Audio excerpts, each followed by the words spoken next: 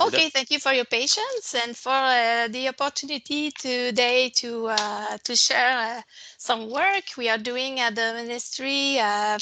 Daniel and I are doing. Um, so let's start with this. As you know, white cedar is a tree species with a large ecological amplitude that can grow in a variety of site conditions.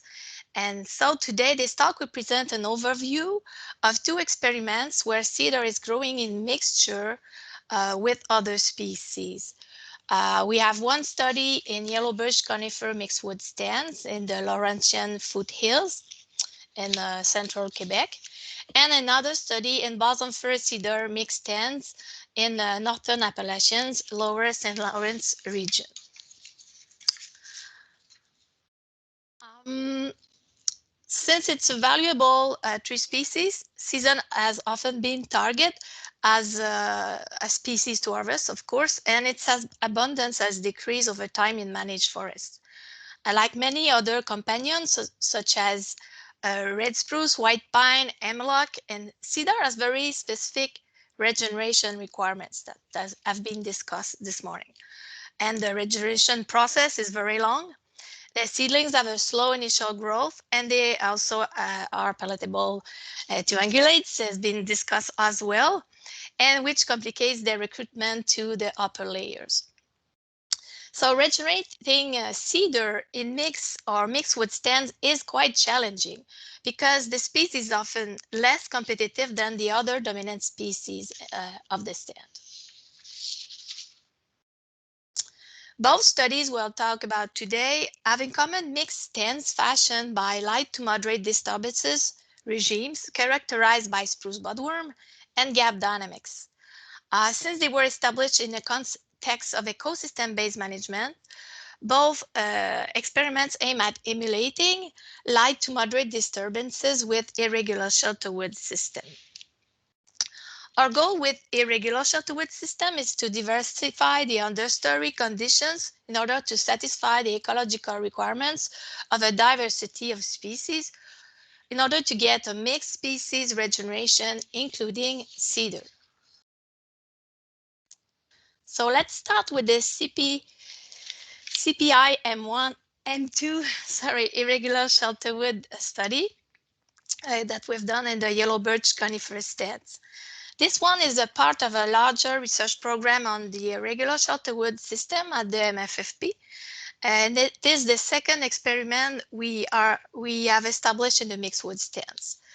I would like to grant the contribution of my collaborators from the MFFP and Université Laval and USDA Forest Service on this project. It was established in 2014 in a yellow birch conifer stand, which has yellow birch, balsam fir, red maple as main species. White cedar we have is a companion species with 16%. There was also red spruce, and the other species make up the remaining 12% of the basal area. So with this project, our objective is to study the effects of a harvest gradient of irregular shelterwood scenarios on, of course, growth and yield, regeneration and vegetation dynamics. Daniel is also looking at the physiological acclimation of cedar and red spruces of natural and artificial origin. And given the context of ecosystem-based management, we are also looking at all growth forest attributes, the effects on the redback salamander abundance and characteristics. And also we study the forest service relationships. And in this specific talk today, I will focus on this last objective.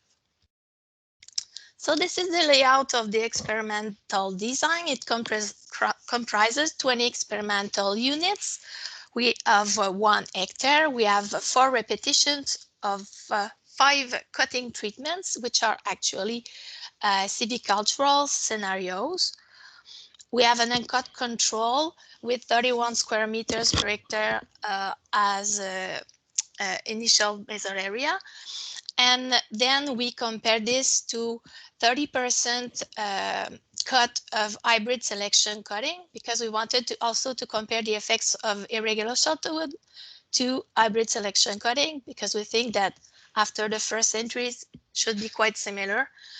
And so the other treatments are 30% and 40% continuous cover irregular shelterwood. And we also have the extended irregular shelterwood, which is similar to a regular shelterwood system, but with an extended period of time to establish the regeneration. So that treatment is different than others because there will be a final cut after 25 to 30 years. Some information about tree marking I thought would interest you. So prior to the cut, we mark trees according to species-related harvesting priorities. First, we mark a species to control: aspen, red maple, and beech. Then we harvested the paper birch and balsam fir larger than 20 centimeters dBH. And then we selected trees among the species to promote according to risk assessment method, the MSR method by Boulet. It's a method widely used in Quebec. And then those species to promote are yellow birch, sugar maple, spruces, cedar, and white pine. Given our context, we also mark trees to retain. So legacy trees, at least 6 per hectare.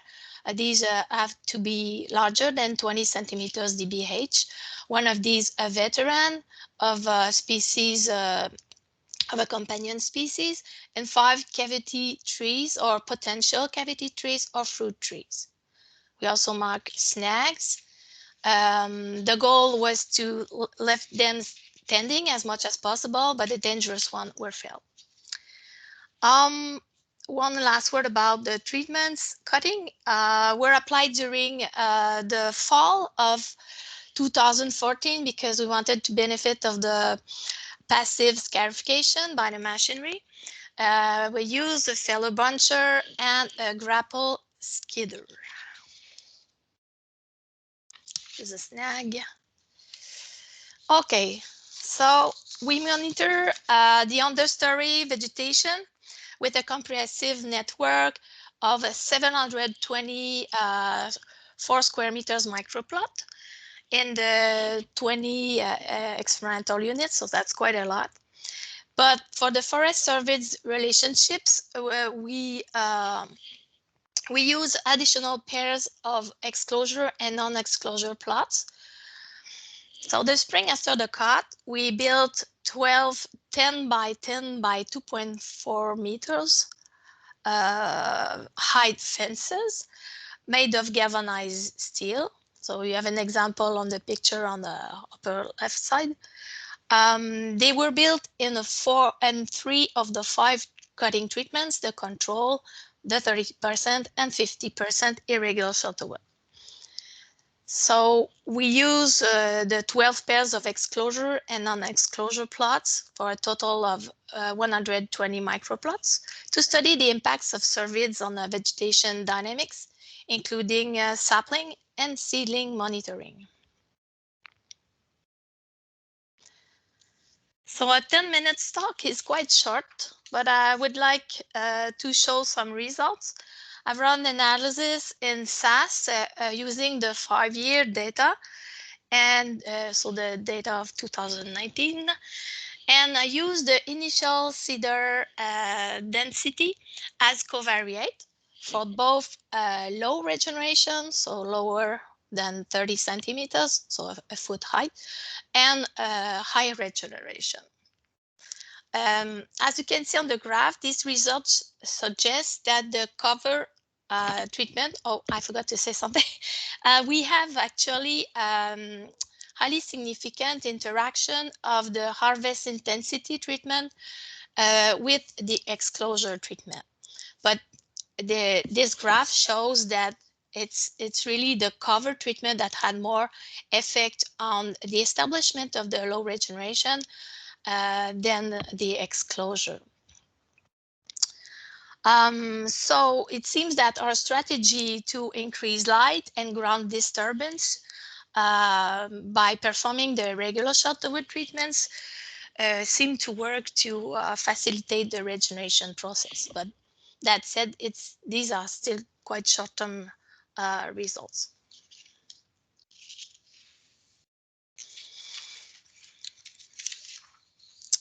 There was also a significant interaction effects of harvest intensity and exposure of treatments, and the covariate was also covariate. There's a mistake. It's not a covariant of COVID. On high regeneration. Here we can see a different trend. The greatest mean regeneration density was found in non-excluded plots of the 30% continuous cover irregular shelter width. So that's a bit of surprising result. Are these conditions facilitating the recruitment of seedlings to higher classes? It's possible that Cervid Bivory on the other plants may have in the understory may have helped to release the small seedlings from the competition. And within the exclosures, the competition may also be more intense. So that will need to be investigated more in depth. I will do more analysis and write a paper on this, on the 5-year effects during the next month. Well, thank you for your attention. Now let's see what we can learn on cedar silviculture in the balsam fir cedar study. I'm passing the microphone to Daniel. Just tell me next when you want me to change the slide.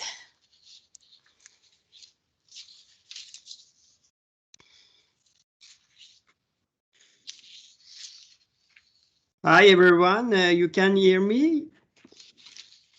Yes, yes, it's working. Thank you. I will say a few words on the other shelterwood experiment in progress in Quebec. Collaborators are Patricia, Raymond, Stéphane Tremblay, and Catherine Larouche. Patricia, we can change, please.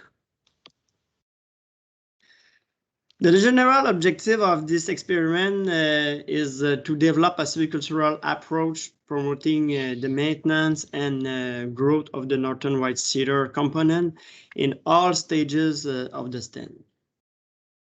Next, please.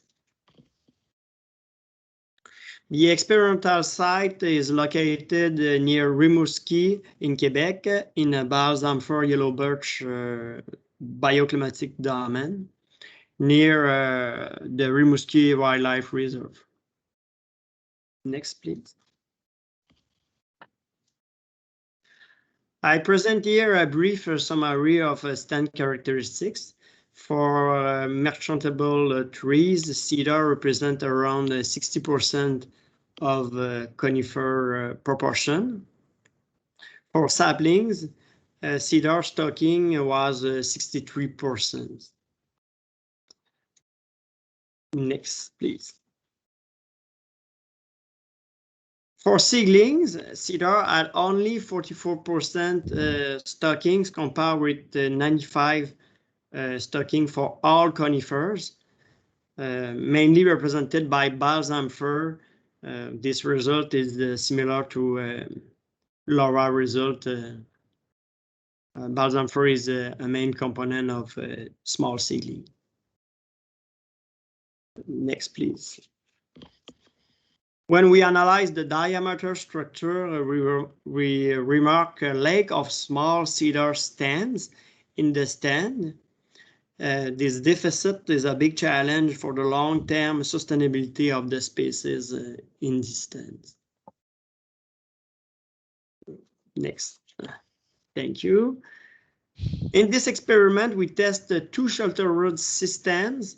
First, a regular shelterwood with an establishment cut of 40% basal area removal in the first cut, and a future final cut, probably 10 to 15 years later. Second, we test a continuous cover irregular shelter road with 20% basal area removal in the first entry. And these two treatments will be compared with an on-cut control. In addition, a post-cut brushing treatment to limit the development of competing vegetation was applied on half of the experimental units. Next. I'm presenting here the layout of the experimental design made of 4 complete random repetition or blocks. We can see in blue the regular shelter wood system, and in orange the irregular shelter wood system, and finally in yellow the control plots. Next, thank you. The main measurements include the light characterization, regeneration inventory, trees and sapling monitoring, and we monitor the coarse woody debris dynamics. I also include in this experiment an ecophysiological study to characterize acclimation of advanced regeneration and planted seedlings in a perspective of enrichment planting recommendation to compensate for regeneration failure. Next. For planted seedling, we use 2 different containerized seedling. First, a standard nursery culture where seedling were cultivated in full light, like traditional method. And second, a culture cultivated under shelter with 20% of full light, to test the hypothesis that seedlings produced under shelter will acclimate more rapidly to conditions of shelter root treatment, because we previously observed severe mortality of standard open growth containerized red spruce when planted under closed forest canopy. Next. Unfortunately, I have just the preliminary result for the moment. We observe a similar ecophysiological pattern between the different type of seedling. The suboptimal photosynthesis observed in 40% compared with 20% basal area removal is likely caused by the development of competing vegetation in more open canopy. Indeed, the similar specific leaf area in 40% removal compared with 20% suggests that after 3 years, light availability in 40% was reduced by the regrowth of competing vegetation. Eventually, 5-year complete result of this experiment will be available in the next years, including residual tree growth, regeneration, and planted seedling survival and development. Thank you very much.